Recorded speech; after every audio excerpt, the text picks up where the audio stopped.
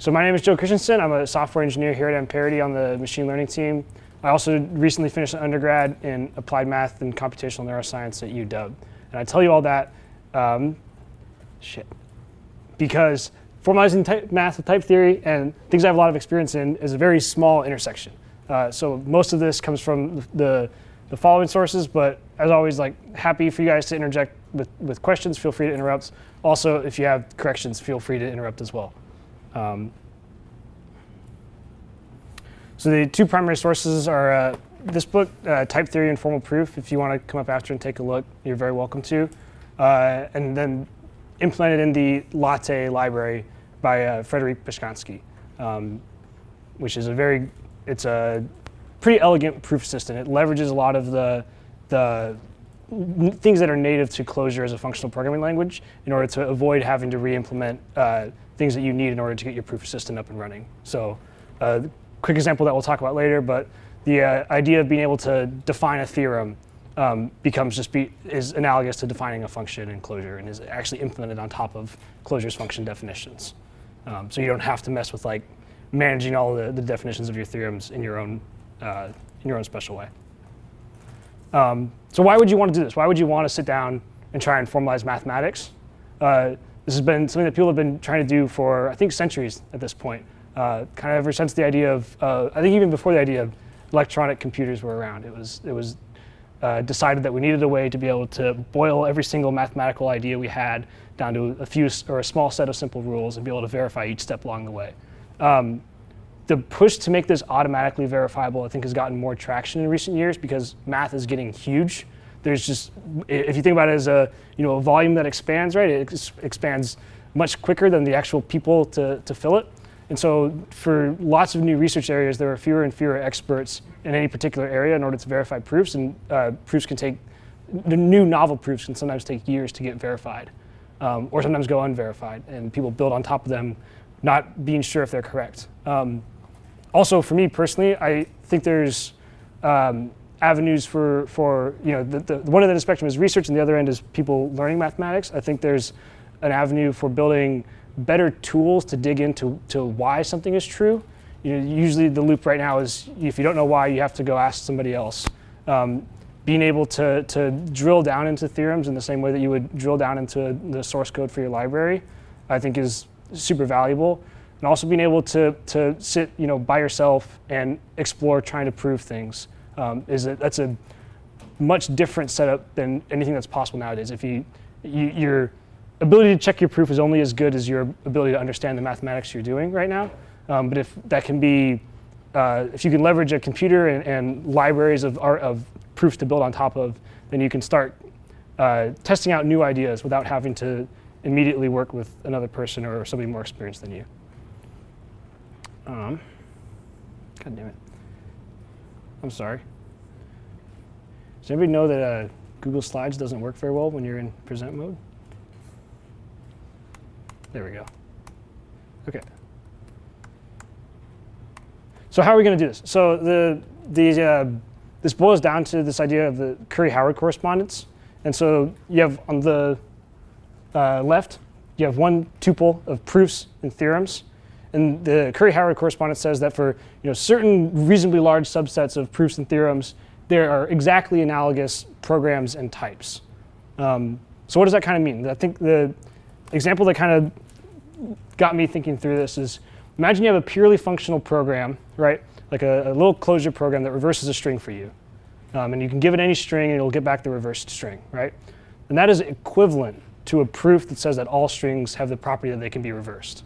Obviously you can wave your hands and make sure that there's no subtle bugs in the way your string class is implemented or anything like that. But if you have an idealized string, you have a program to reverse it, then that's equivalent to a proof that says all strings can be reversed.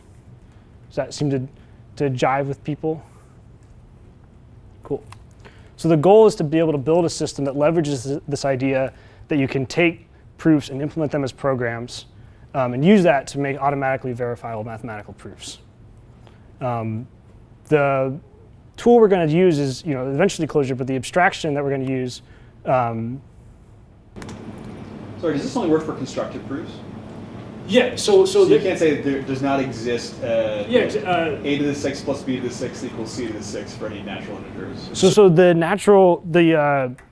the basic formulation of this it amends itself only to constructive proofs, but you can introduce axioms that allows you to access the full classical mathematics. So you can actually, one thing that's actually cool about this, and this is again why I think it's interesting from like a learning standpoint, you can trace a proof all the way down to the axioms that it relies on. And so you can see that like this proof relied on excluded middle, or this proof didn't. And so it turns your knowledge of whether or not, or what type of logic this proof is implemented in into just the roots of the axiom of your proof. So one of the ways you can, one of the cool things that you can do in a reasonable proof assistant is instead of just implementing like forms to verify your proofs or programs, you can actually introduce new axioms to depend on. And so that's how you would get out of just being able to do constructive proofs. Do people know what the constructive versus classical logic is? Is that, does anybody want to not? Okay, so in constructive logic, you don't assume that things are either true or false, basically. So in classical logic, you allow that assumption that if I've proved something is false, then I know, or if I prove something that's not false, then I know it's true. Whereas in constructive logic, you don't get that assumption, and so it limits the proofs that you're allowed to do. And from there, I guess, yeah. So most of your proofs end up looking like, and the reason it's called constructive logic, they end up looking like finding an example or finding the general class of a thing, as opposed to just proving that a thing must exist. Does that mean you can't have proofs by contradiction? So no, you can still have proofs of contradiction by first proving that the specific thing you're talking about must be either true or false. But in general, you can't assume that every proposition is either true or false. You don't have that. That's the way you introduce it. You introduce an axiom that says any proposition is either true or false. Okay. So the tool we're going to use to work our way through this is the Lambda Calculus. The pros of this are very expressive. The cons are also that it's very expressive. I think people say this about Clojure too. It's a great language to work in if you're working with people that are good at working in it. So to refresh, people want Lambda Calculus is a super simple grammar. You have this is a capital lambda. And so you can have, terms. You can have applications of terms to each other. And you can have abstraction.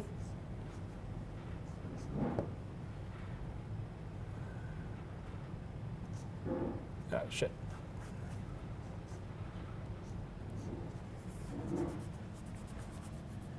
You can see that I haven't been in a math class for a while because I suck at writing Greek letters. So you can always tell recent mathematicians because they're very good at writing Greek letters. So this is exactly equivalent to Clojure if you limited yourself to only using fn and one variable. Cool. Let's see, an example might be something really easy like the identity function, which is, again, like for Clojure would be something like that. Okay, so calculus or Lambda Calculus, if you've taken like a undergrad computer science course, you've probably seen it's Turing complete. It's super cool. You can use it to verify a lot of ideas about computation, but it has some limitations. So one thing that comes along with being Turing complete is that sometimes it doesn't terminate. So you might have something like this, where when I take this guy and I drop it in, I get the exact same form back, which is kind of sad. You'd like to be able, if you're trying to build a system where you want to verify proofs, you'd like to be able to know whether or not your proof is correct or not. Right? You wouldn't like your proof system to give you back an answer that just says, well, I don't know, because then you're dealing with a human. The other thing that's interesting is you might have a term like this,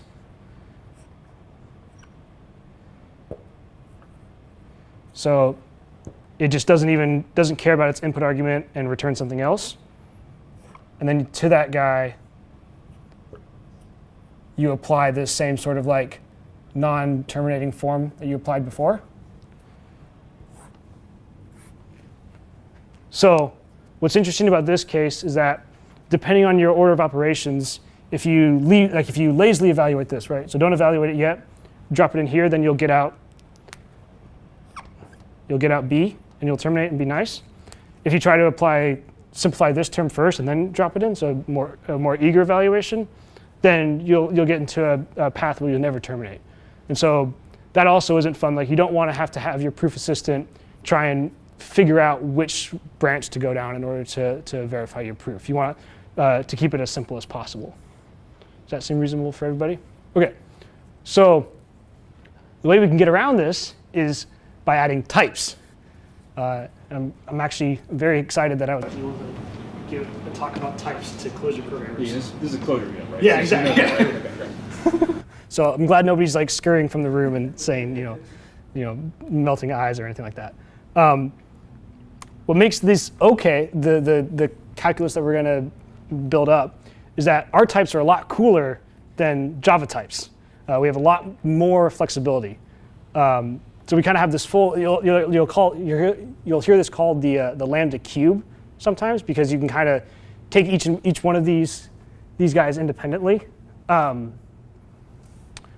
the system that has all of them in place is called the calculus of instructions, and that's kind of like the point of the cube that's diametrically opposite to regular Lambda calculus.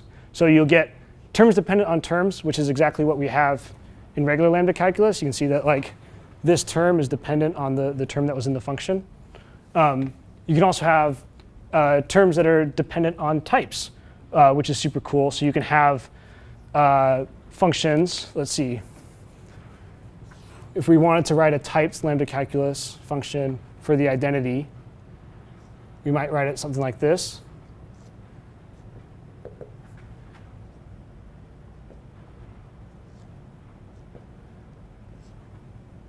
Where this says that any natural number I give, I want to get back that natural number. What's a bummer about this is that our Lambda calculus and our Clojure identity function is so much more powerful, because we can have one identity function for every type. Whereas in Lambda calculus with types, we'd have to have an identity function for each type, which is kind of a bummer. So we can apply another level of abstraction.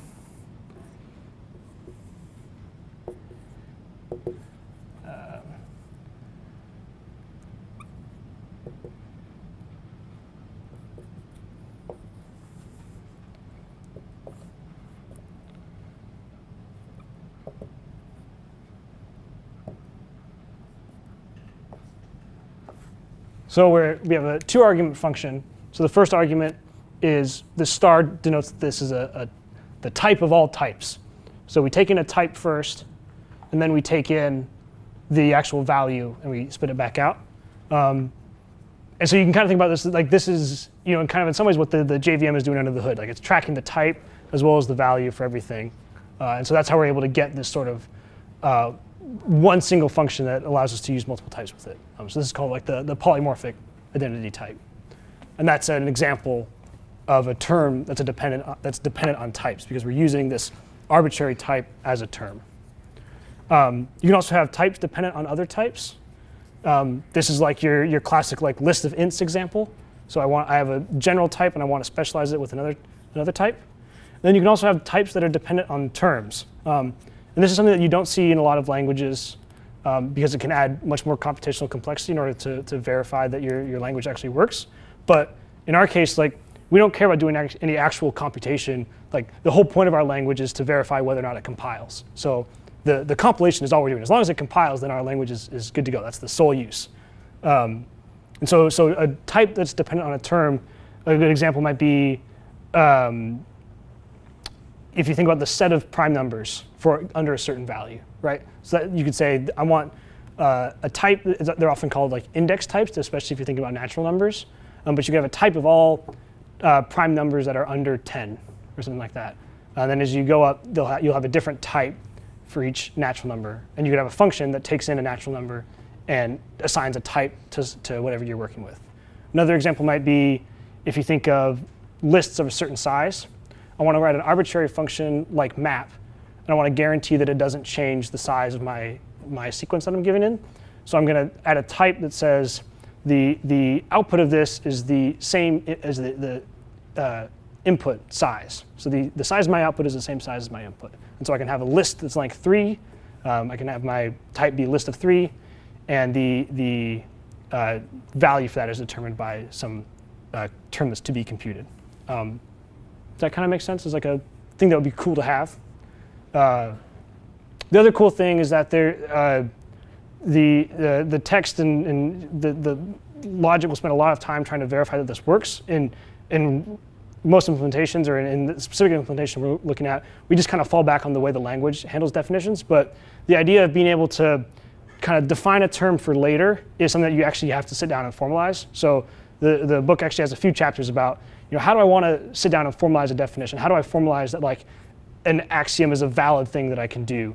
But in actuality, you can basically sum it up by saying you just substitute in names for values. Cool. So let's look at some code.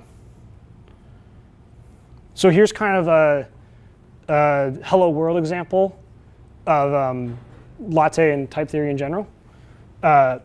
So we're looking at, this is kind of like a classic logical statement. So we have two assumptions: all men are mortal, or all people are mortal, and Socrates is a man. Therefore, Socrates is mortal. And can people read this okay? Do you want to make it? Okay. Bigger? Yes, bigger. And biggin. Sweet. Okay. I don't think this actually might be our longest proof, so I think we'll be good in terms of screen height. So you can kind of see what's going on here. We have a context that we build up of 4 kind of assumptions. We have our actual proof, which is this block. We'll walk through this in more detail. And then we have our statement of the theorem itself. So to walk through the context first, the thing to keep in your head is that types are theorems, types are theorems, types are theorems, OK? So what this is saying is that thing is a proposition or a type or a theorem. So something can be a thing or not. This one is talking about how, or this line is talking about how man we can think of as a function that takes in something, in this case literally a thing, and is a proposition about it. So this takes in a thing and spits out an actual type that we. So this is one of those. Let's see. This would be a type that depends on a term, because we're passing in a term of type thing, and we get out an arbitrary type. Same with mortal. So these are kind of statements you can think about this instead of man. You can think about this as like is man, because once we apply a thing to this, we're going to get out a type, and if we can find an inhabitant of a type, then we've proved that the thing is a man. Same with mortal. Sorry, Joe, did you? Yeah. Maybe I missed it. What's the interpretation of equals equals? Oh, yeah, that's a great. Thanks, Dave. That's a great question. The equals arrow. Yeah. So this is oh gosh, I'm gonna get kicked out of the Clojure talk. Have you ever seen Haskell? This is like what you would think of as like the Haskell typing for a function. So this function, right, is from nat to nat, and so that's what the arrow gives us. It's thing to type. Yes. So this is thing to type. Got it. Yeah, I was going to ask, is this like roughly equivalent to this saying something like a function takes a thing in and returns a type? It returns a type. Yeah. Yeah. What's a little bit weird, so don't worry. It took me like I'm still wrapping my head around it, but it doesn't return like a specific type. It just returns a type. Sure. So for each thing that we give this, man is going to kind of return a different type. And then whether or not we can find inhabitants of that type is a proof or not. So then here we actually finally have like an instance variable. So Socrates, in this case, is an instance of a thing. And so now we can start doing some operations on it. So starting down here with the statement of the theorem. So what we're trying to prove, remember, is from our two assumptions, all men are mortal and that Socrates is a man, we're trying to find a proof that Socrates is immortal, right? So what this says is we would want a function from our assumptions to our conclusion. In the same way that in that string example, right? Our assumption was this thing is a string, and our conclusion was we can reverse it, or we have a reversed version. So in this case, we have two functions or two assumptions that are kind of joined together by this outer function. So the first is that all men are mortal, and so this says for anything, so for all things, a specific t, right, of things, we have an inner function that says if there's a type, or if there's a valid type that that thing is a man, then we can conclude that it's immortal. So if we were going to sit back and prove that, then we'd have to find a way to take a type or an arbitrary thing t and produce a function of this type if we wanted to prove this assumption. But because it's an assumption, we're just taking it as given that we can find an inhabitant of this type. This one's a little bit simpler. So we have Socrates applied to man. So we can kind of unroll it up here. We have Socrates, which is a thing. We apply it to this function type, or we apply it to an instance of this function type, and we get out some arbitrary type. And so we can assume that because we can assume that we can find an instance of this type man Socrates. Yeah. May I insert what I think it might be a clarifying comment? For sure. Yeah. So that arrow, the equals greater than symbol, actually has a dual interpretation, because what we're trying to do is we're trying to set up the correspondence between functions and proofs. So on the function side, it just represents like this is a function from A to B. But in the proof interpretation, you can think of it as an if-then. So what that is saying is if that first thing holds for all things, if it's a man, then it's immortal. And if Socrates is a man, then Socrates is immortal. So on the type side, you're thinking of it as functions, but on the proof side, you're thinking of it as an if. Yeah, exactly. And again, if it helps think about the simpler string case, I feel like that's, I like to have like a good basic thing to come back to. You can think about this. If you have two classes, string and reverse string, being able to write a function that goes in between them is the same thing as saying if something is a string, if this proposition holds, then that implies that I can find that a reverse string also holds, that I can find something for that. Does that helpful for people? Okay. So this is hopefully satisfied as a faithful encoding of the theorem that we're trying to prove. So. Do you always find you need to introduce this thing called thing? Is it necessarily an abstraction of both man and mortal? Like, is it cheating to say man? Just to avoid the thing at all entirely. It's illustrative. I think part of it is illustrative. Let's see if we could say.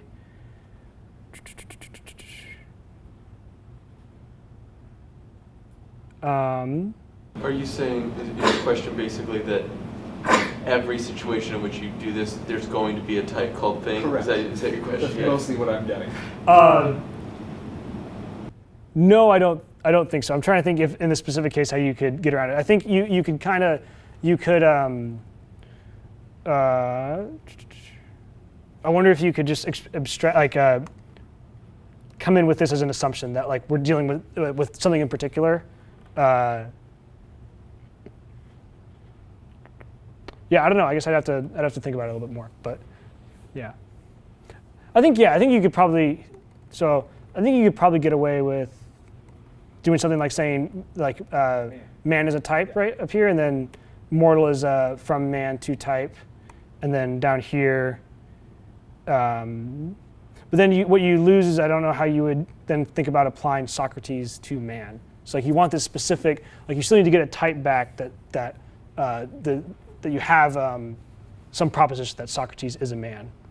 Right, because there's a possibility entertained in this thing that Socrates is something other than a man. Yeah, exactly. You haven't really defined what for all is. I mean, I read it, but you haven't. Really we're kind of hand waving at that point where this is to give a flavor. Then we can come back to that. In short, it's an example of this sort of dependent type, so types dependent on terms kind of strategy. Yeah, so a for all is basically the type of a function. So maybe it's worth explaining that really quick. So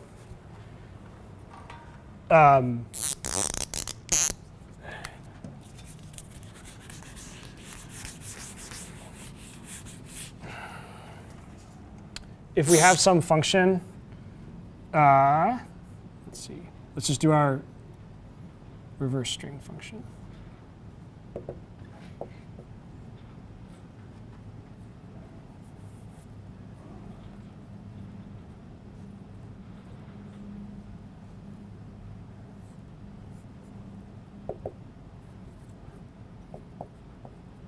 So that we can think of this, one way we might write this notation is it's a function from a string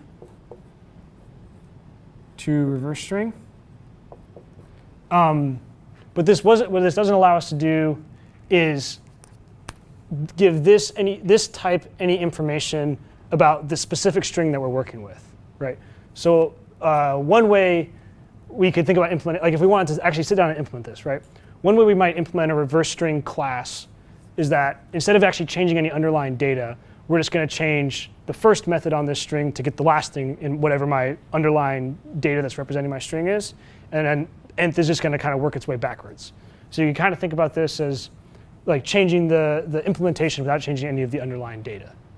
Does that kind of make sense? As something like so what that allows you to do is like you have a really like a constant time reverse string method because you're just changing the way the accessors work on that string. The other strategy you could do is actually sit down and fucking reverse the string and spit back a new string, right? But what that would mean is that you have to, this type of reverse string kind of has to know which specific string it's working with. Because otherwise it's just a string to string and you lose this like reverse capability. So if you want to actually be able to encode the output, something about the output type with a specific variable, then you can use the for all type, which is denoted with this upside down A for math reasons. So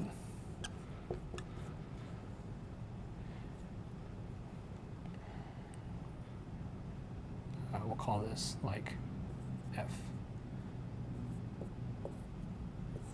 So in this case, what we're saying is this is exactly analogous to functions of terms. This is just kind of the equivalent for functions of types.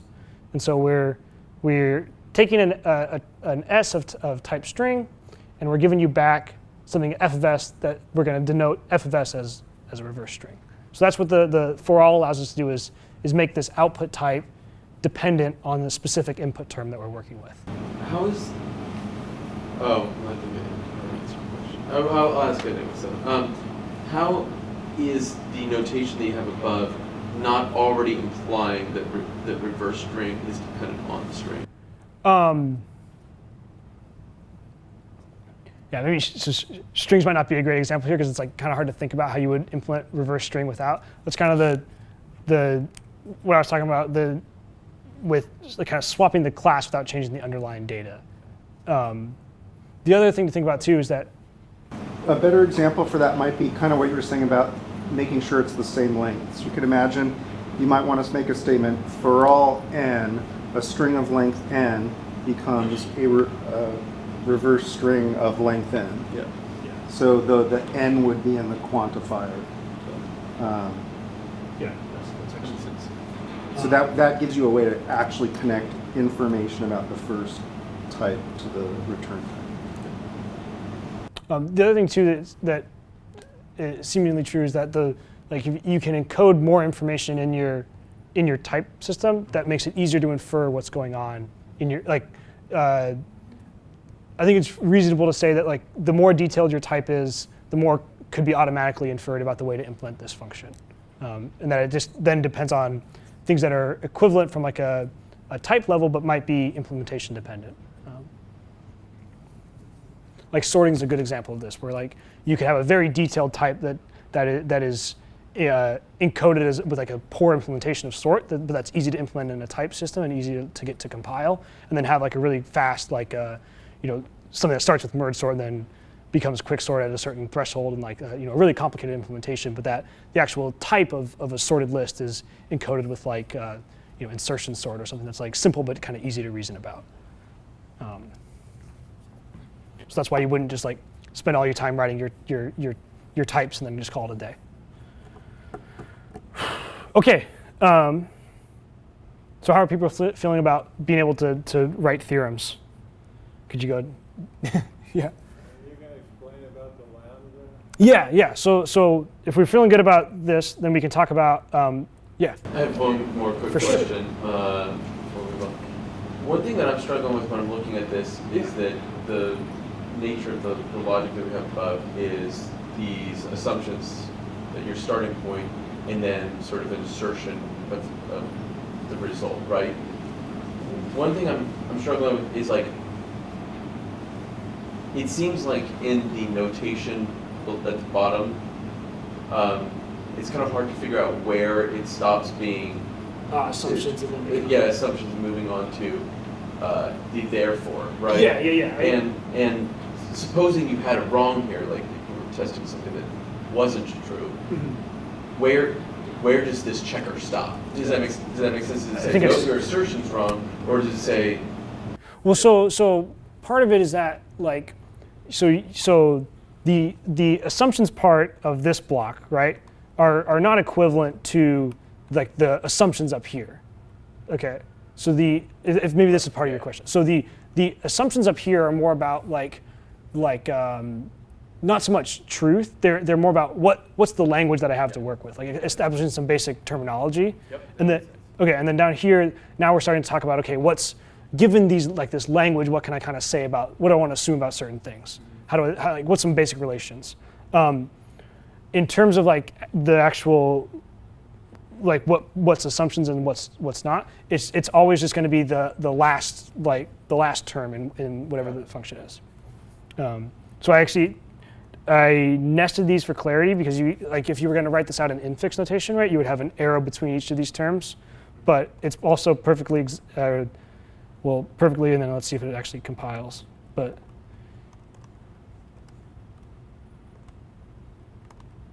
so this should also be perfectly reasonable, which makes it a little bit more clear that the first n-1 things are your assumptions, and then the last one is your conclusion. So taking that to the next level, if you wouldn't be able to say something like and as in part of your assumptions, and mortals are not immortal, you couldn't say Socrates is mortal and he's not immortal. Oh, I guess having two conclusions. Yeah. So one way you could do that is have two separate theorems, right, for that. The other thing is, if we get to it, you could implement your and function or your and type, your proposition. Got it. Okay. We'll wait. Yeah. Okay. So for actually sitting down and proving this, again, all we're doing is building up functions, right? That's all. Our proof is just functions. So this is kind of dressed up to look like logic, but really that's all it is functions. So we have an outer function that takes in an H1 or so I borrowed these from Frederick Paskansky, the author of LaTTe. He uses this convention which I like, which is H1 stands for hypothesis 1. So you can kind of see it's pretty. Once you kind of get an eye for it, it's pretty easy to follow that the hypothesis 1 lines up exactly with the first assumption in your theorem. Likewise, hypothesis 2 just lines up with the second assumption. So like if someone was to give you a homework problem, right, where they don't give you this part, they don't give you the term part, but they do give you this, and said, prove it, then it would be pretty easy to get to kind of here, because this is just saying, this is just kind of the preamble of saying, I need a function that takes my assumptions to something. Does that kind of make sense? So now we can start actually, doing some stuff. So we just kind of, you can look through the types that line up, or kind of think it through logically, and then try to translate it. So we have Socrates, which is a type thing, and we know that for all things, if they're man, then they're mortal. So we have a function that we can apply things to. So let's give it a try. So we do that first. And that gives us out a function, right? So Socrates is a thing. We're dropping it in to this kind of arbitrary, more generalized function type. And we're getting back this function from man of t to mortal of t. And so H2 is convenient because it's also of type man of t, because t in this case is Socrates, right? If we let t be Socrates. So we can see that these two types line up, which is nice. So we can apply that, and then we get out exactly the conclusion that we want, which again lines up with the conclusion of the theorem. So man, Socrates is a fact? Yeah, so that's an assumption that we're given. So we're the two assumptions that we're working with, are that all men are mortal and Socrates is a man. So H1 Socrates returns a function? Yes, exactly. Yeah. So this is a H1 is a type in exactly the same way that in exactly the same way that you might have a function from natural number to natural number, right? That's all this is. It's just a function of two types. It's just that that's being returned. It's just that we're allowed to parameterize what those two types are. So in this specific case, we can unroll it and say that so H1 of Socrates. Let's see here. We should be able to do this. Let's see if we can do this live.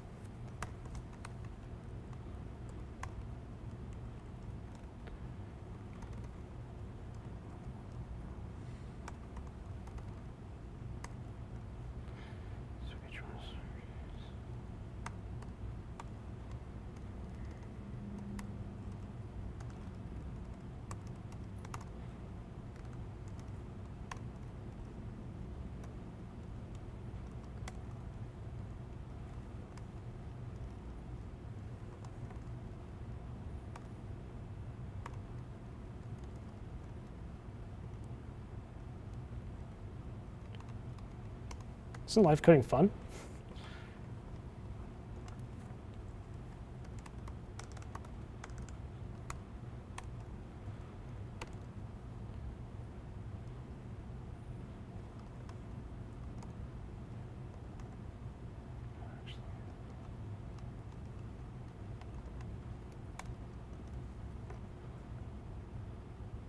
I don't know if this is exactly clear, but this is kind of what we're saying.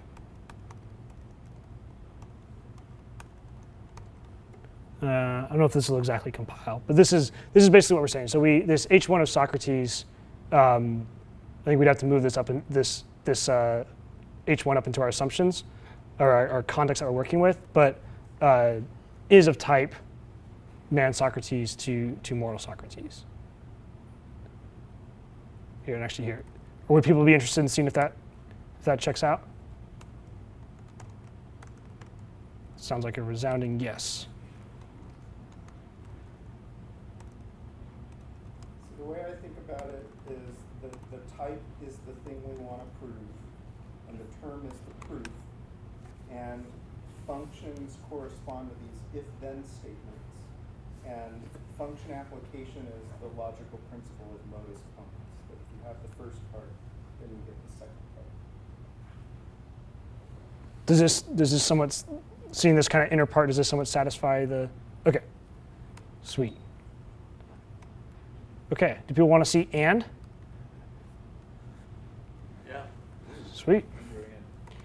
So, okay, so what's cool about this is that definition, we don't have to do anything in order to pull this down, like be able to verify that, like, you know, these for all and all these terms actually, you know, end up compiling to Lambda Calculus. Like we can just use the Clojure, like the natural semantics of Clojure definitions in order to get these definitions kind of for free, which is pretty nifty.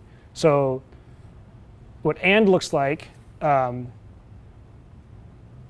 idea, if we think about and, right, we know that it's when you have two things that are true, right? If they're both true, then the and of them is also true. The other way you can think about that is, let's see, if I have so the way we've chosen to define and, which I think is a little convoluted but ends up being very useful, is if I have a proof that from A and B I can get C. So again, remember in your functions, the first args are always the assumptions, and then the last one is the conclusion. So this is my type that takes first A, then B, and I give back something of C. So that, since that's a type, if I have that's a proposition or a theorem or something like, or you know, something that I want to prove. If I have a proof that from A and B I can get C, then and says I can get C. That's the definition of and. We can kind of see how this ends up working.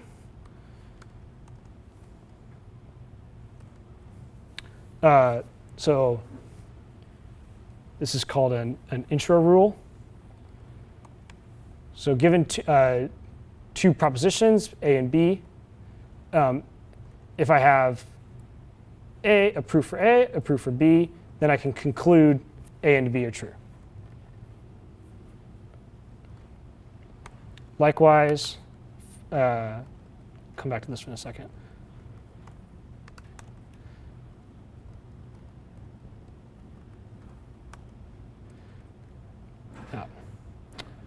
Okay, doing this in the wrong order.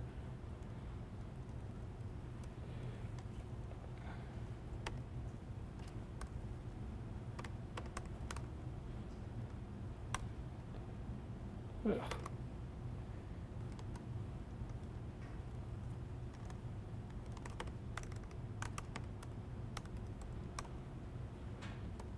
So likewise, for elimination, we can eliminate on the left. So if we have a proof that A and B, then we can conclude A. And likewise, we can do the same on the right. So given two propositions, if I have a proof of A and B, then I can conclude B. So this kind of works like the way you would think and works. If I have a proof that the and of these two things are true, then I can know that I can work with them independently. I know at least one of them is true. Okay, that's cool. So what's neat about Lambda Calculus is that in regular logic, this is a given. This is like one of your assumptions, that this is how and works. In Lambda Calculus, what's cool and what I think makes it kind of powerful is it all boils down to this idea like nested function application. So you can actually sit down and say, from this definition of and, I can prove that this is the way it should work. And that's kind of what this proof looks like. And since we're short on time, we'll kind of cruise through at a little bit of a higher level. But this is what like the Lambda term looks like. What's nifty too about LaTTe, the library we're working with, and what makes it a proof assistant instead of just like a type theory compiler, is that we also have a lot of nice tools for doing this exact same proof, right?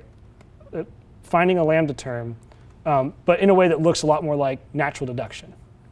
So we can assume x and y, which these correspond to our outer arguments. We can also assume we have a proposition, and we have some function of the first two to that proposition. Then we can find a first term that says if we apply this function once, right, kind of get rid of the first arg, now we have a smaller function, and then function application again gives us the conclusion we want, which is C, and so we can QED that. And these, this is like a nifty macro, but really all it's doing is assembling the exact same lambda term that we built up here, just in like a little bit friendlier language. So maybe this would have been a better place to start. You can kind of see like this is a very reasonable proof, and it has a direct translation, automatic to a lambda term. What this also allows us to do, we can start thinking about defining theorems. So here's a simple theorem. This is another kind of convention that I like, where it's all in the same arrow term, but you have your assumptions on the first line, and then your conclusion on the last line. So this is like seems like a very reasonable thing to people believe this is true, that if you have A and B and C, then A and C are also true. That and is a transitive thing. So we can, here, let's do this. Just to give you an idea of what the, oops.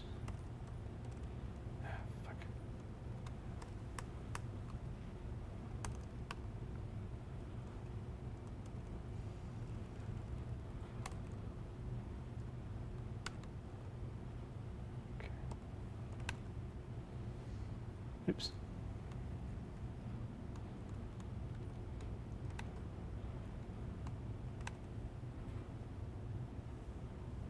So let's see. Can I help if I?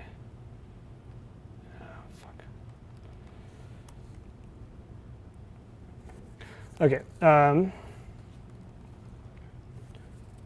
What I was trying to show you is that this try proof gives you a nifty way to tackle these proofs incrementally, and will give you back error messages as you go. And so you can actually use this as a proof assistant instead of just trying to do it all in one go and then making sure it compiles. But let's see. So this step relies on the two rules that we kind of looked at earlier. So and elimination left. So this says if I have an and term that uses propositions A and B, which are just defined from my assumptions, and I give it my hypothesis that they're true, then because it's left, I can deduce the left one, right? So because this is the left guy in the and, I can deduce A. For the right guy in the and, I can deduce B. And the only argument we're passing in here is that this H1 and H2, which is the hypothesis that we actually have a valid proof of these two and statements. And the thing we get back, because we've been able to conclude A and B or A and C from these two hypotheses, we can use an intro rule, which again, these are all just lambda terms under the hood, and these two proofs that we just found, 1 and 2, in order to construct the final term that we want, that A and C are both true.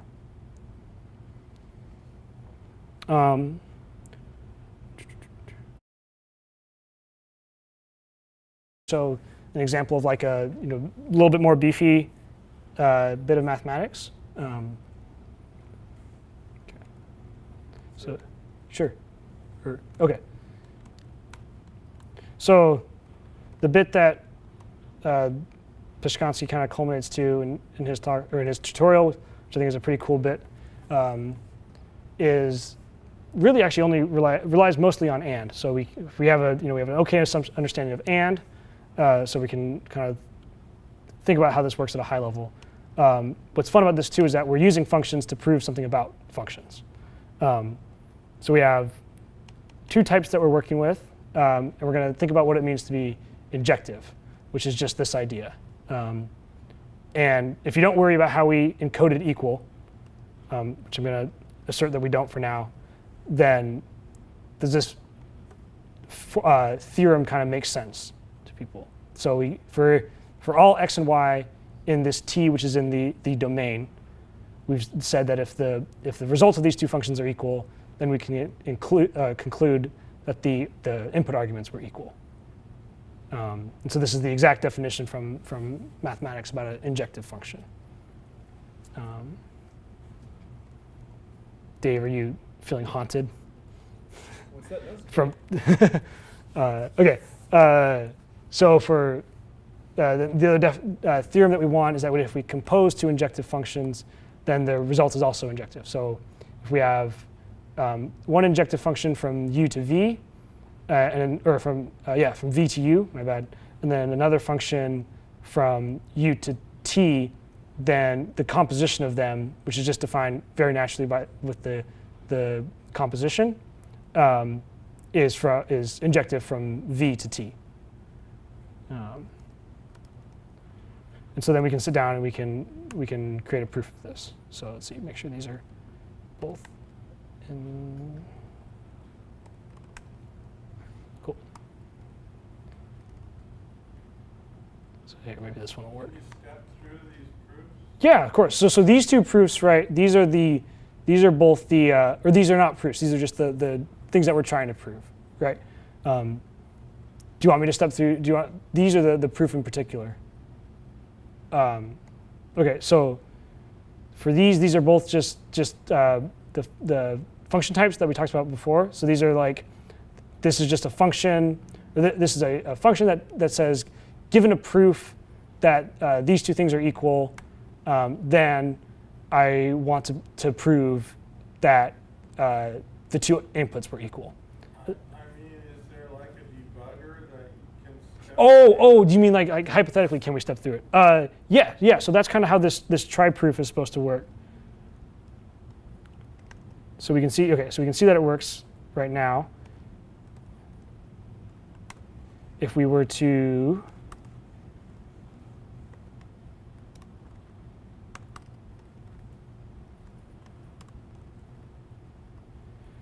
let's see. So here we've commented out the final step of this, right? So we can say that, we can see that, we can see that it says that it failed, but it's only because the proof is incomplete, okay? If we were instead to have something that's totally wrong, so instead form this like, then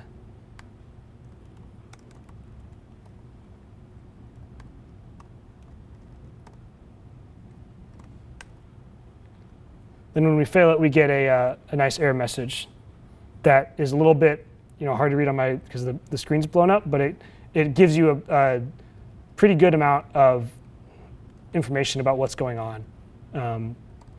So we can see here the domain type mismatch. So we can see that it expects X, it knows that X is of type T, but the domain of F in this case is not T.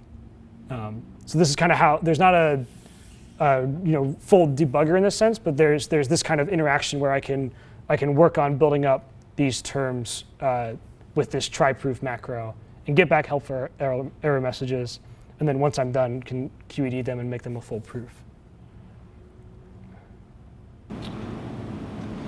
Just to make sure I actually had that right. The actual property that you just switched there actually is true, right? It's just that the way that you spelled out the injective there isn't. Let's see, are F and G injective?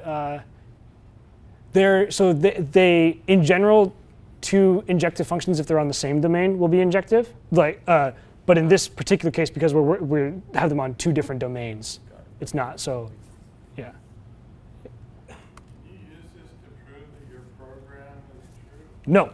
Or sorry, do you mean the proof assistant itself is true, or like an arbitrary program? You're making a program. Can you use this to make a proof that your program is true? So that's kind of what got me started, like interested in this initially. I think yes, you could theoretically. The issue is that it becomes very hard to formalize what the assumptions of your program are, right? Like, I think the way I would attack this, if I really if this was the only way to verify that something is correct, is to think about like a good semantic model for what my program does. So like if I was going to formalize my system, I wouldn't sit down and formalize like the actual chip or something like that, like try to get the real world constraints, but just say that like a map generally looks like this and it generally does these kind of things, and then formalize it kind of on that level of abstraction. So if you had that like abstraction in place, like all the definitions about how the arguments of your function worked, then or the arguments of your program worked, then yes, you could sit down and formalize it. But I don't think anybody does that realistically yet, because it's just too hard, and unit tests are pretty good so far. Is there like, has anybody like put like algebra or topology into? Yeah. So here we can take a step back and look at.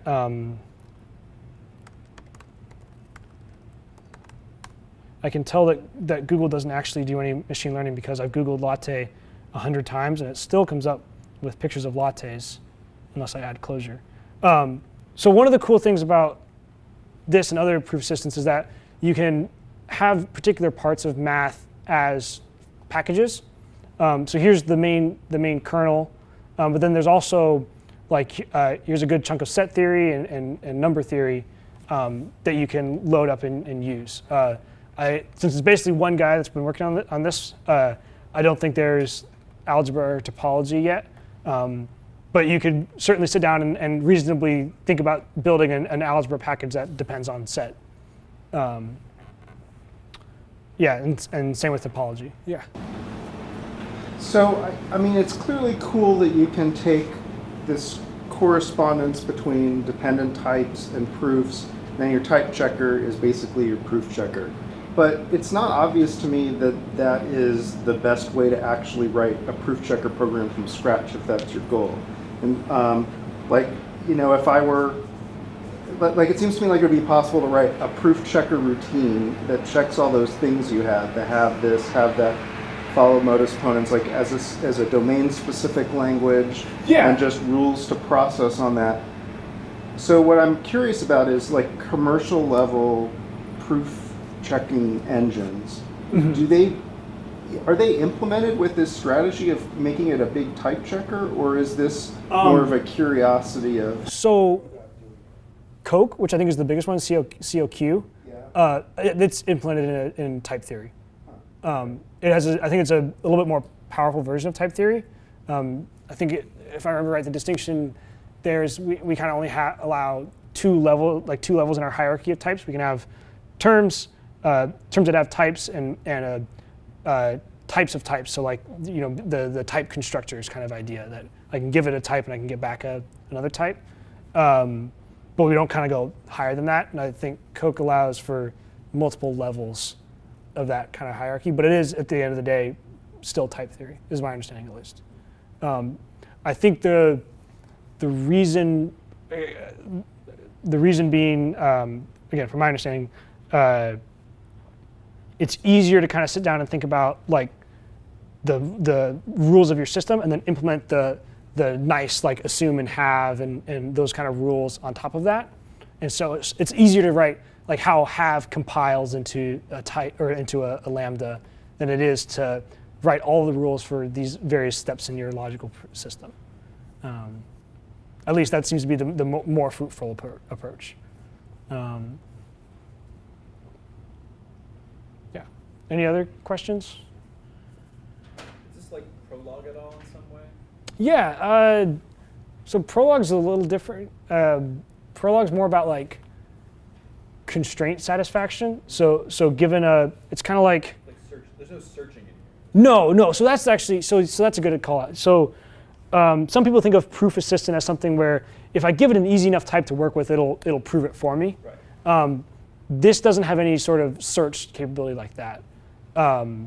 It could eventually, but it's not implemented yet. And yeah, But there's no limitation again on type theory about having like a search function. It's just a different thing to implement. And when I think of, and this is from like, hobbyist knowledge in college and stuff, but like when I hear commercial type or theorem prover, I think like verifying a piece of circuitry, right? That's like a pretty common use of these kind of type checker or this kind of theorem prover, right? Like you somehow input all the dependence of your circuits in there, and then it'll say, okay, yeah, you definitely can't. Yeah. The floating point error, and you're good. I did very little electrical engineering, but if you remember the Venn diagram, the electrical engineering one would be like a separate circle. Okay. But I think that's another case that kind of works well with this, where it's fairly simple rules, so it's easy to write the abstraction for the rules, but then the complexity of combining them together is very challenging to think about how to write like effective tests for. So I think that's kind of like the setting where you might think about doing like formalizing something where the overall cost of getting it wrong, right? The chips that run everything, it would be bad if we had bugs or some undefined behavior in there, or like airplanes or something like that. Right. But so there has to be a high cost, but then it also works well when there's a simple set of things, like a simple surface that you're building complex things off of. Cool. So what should we walk away from this with? Like, what are the top 3 things? Yeah. It's pretty heavy. Yeah, it definitely is. I would say pick up this book. I think there's PDFs around there. If you want to learn more, like if this is something that you feel like is actually really interesting to you, pick up this book. I have another book recommendation. Oh. Actually, finish your. Sure. The other would be again on the path of learning more. Go work through the LaTTe tutorial. And don't be frustrated with me if the examples are very similar to the examples I had in my talk, because that's where a lot of them came from. But it's also a very good introduction, and being able to kind of execute the proofs along with it is really fun and a good way to build intuition. And I guess the other thing to take away is that I don't know, I see this like sentiment on Hacker News a lot of like, oh gosh, like I hate reading math papers. All these symbols are arcane, and like I have no idea what they're trying to say, and it's super hard to parse, and why can't it just be more like programming? And maybe the takeaway is that if you want to make it more like programming, this is what it takes. Like it's not trivial. You have to start at the base and kind of work your way up. And so next time you find yourself reading a math book, think about how you might try to lay it out in type theory or in a formal proof assistant. And so, like sometimes it'll be fairly easy. Like you'll kind of see analogies like, oh, this is really just a function from this to this, and sometimes you'll be like, oh wow, like that would be really hard to think about how to like effectively encode arithmetic in type theory. Yeah. But Coke is used to prove programs correct. Yes, it is. I believe so.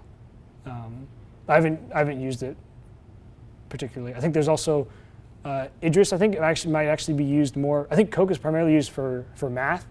Again, correct me if I'm wrong. I think Idris might be used more for. I think it has more ability to interface with your programs. I heard that it was used to prove a C program or an operating Oh system. yeah, it might be that yeah. Is it the like is one of the implementations of the JVM or something is proved with Isabelle or something like that, or yeah, I don't know off the top of my head. Yeah. At the beginning, you talked about how sometimes getting proofs executed or something along those lines sometimes takes years to happen in Oh, math to verify, yeah. Yeah, to verify. If this, say, library or other libraries like it, or Coke for that matter, were wildly successful, what would the impact be? Yeah, Is that accelerating the time to verify these proofs? Is it? It's kind of like, I think it's. Do you ever like sit down and you're trying to work with like some legacy code and you're pretty sure you know how it works under the hood, but you're not 100% sure. And so while you're writing it, you have this like hesitation of, I think this is I know this is what I want to do, and I think this is the way the thing I'm depending on works, but I'm not 100% sure. And so in some sense, like it shouldn't change your velocity whether or not this thing works, but like the fear of that maybe I'm building on something shaky doesn't actually it makes you slow down. I think that would be the main benefit from this, because like in reality, mathematicians don't spend their time, like nobody gets famous for verifying proofs. So once it kind of goes through a first round of this seems legit, then people can usually just start building on top of it. So I don't think you would see like a dramatic acceleration in math. You would see much less, or ideally zero of the, we built a couple proofs on top of this thing and realized it's false, and now have to go back and question this whole theory that we've built up. Yeah, and also I think the I think the learning and like educational and democratization of it, I think would be a beneficial too. So it's less about like, I don't think it'll make the researchers constructing new proofs that much faster, but it will make kind of the ability to look at like what research level mathematicians are doing and kind of trace that back down to like, oh, the algebra class that I just took, a little bit more possible. Yep. Yeah.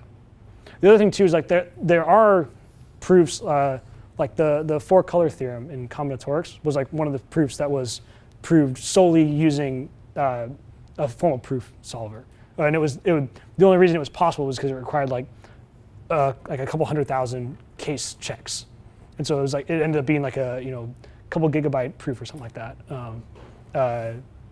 So there was that was one of the if you read like blogs or articles on proof assistance, a lot of the times they'll mention that, because it's kind of like, are we sure that this is true? Because we can't really verify the proof assistant, but the proof assistant says it's correct, even though it's like it would be impossible for a human to actually go through and verify that. So having robust proof assistance would allow us to do proofs in a more brute force way. And so you might be able to say, I'm pretty sure this is true, I just want to check everything, and then go from there instead of finding an elegant proof. And to address what you were asking about, can you prove programs correct? I think you kind of said this earlier, which is you have to know what you're trying to prove. Like if you wanted to prove a function that sorted a bunch of numbers was correct, you need to come up with some definition of here's what a sorted list is, and then prove that this function always produces something that is a sorted list. Yeah. And then you've essentially proven it correct. But you have to kind of know what you're trying to prove about what this function is accomplishing. Mm-hmm. But the other book recommendation I was going to say, I actually, so how many of you in here have read The Little Lisper or The Little Schemer? Yes. I've heard you tell me I should read The Little Lisper and The Little Schemer. So there's this kind of famous book for introducing people to Scheme, which, or to Lisp, which Clojure is a dialect of Lisp. And written by Matthias Fliesen and Dan Friedman. And it spawned, it's this super friendly way of learning Scheme through this question and answer system, where there's an imaginary student and an imaginary teacher kind of having this conversation with one giving problems and the student making wrong guesses and then eventually getting it right. And the teacher's like, good job. And it's a very friendly read. And there's a whole series of books that have spinned off from that. And one just came out a few months ago called The Little Typer. And it's basically this. It's what it is it's a, there's a little library, a simple implementation of something like this LaTTe that's small enough that it can be written in the appendix of the book, the implementation.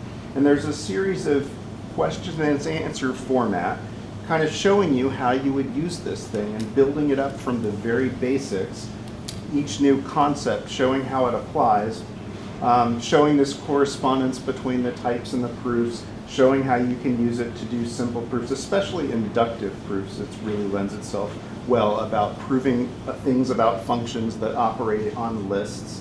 So it's a pretty long book, actually. It's much longer than the other Little Lisper books. It's pretty dense. Like, I got it, without typing in the examples myself, I kind of got about, just trying to read it, I got about halfway through, and then it was like really hard to follow in my head. So if you really wanted to take it seriously, I think you'd have to sit down and try the examples by hand. But it's a really, really in-depth, but gently scaling approach to learning something like this. Cool. Does this have, does this relate to homotopy type theory?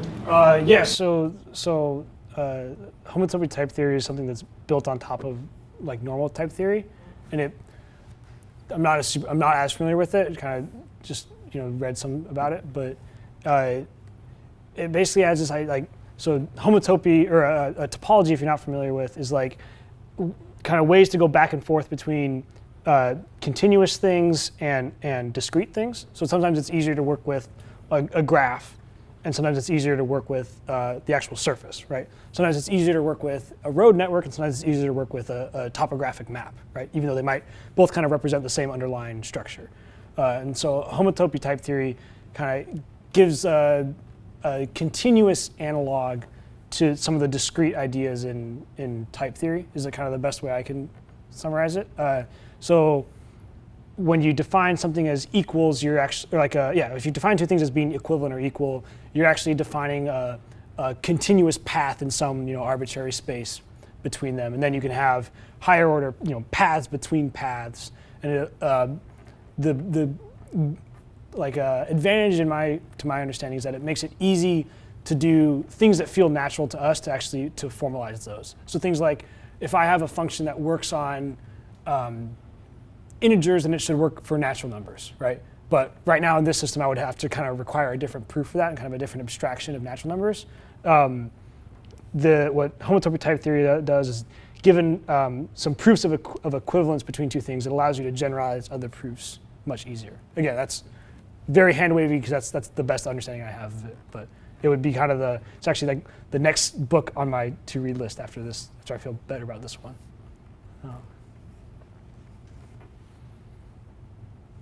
Cool. Any other thoughts, questions? Thanks for letting me do my book report for you guys. Yeah.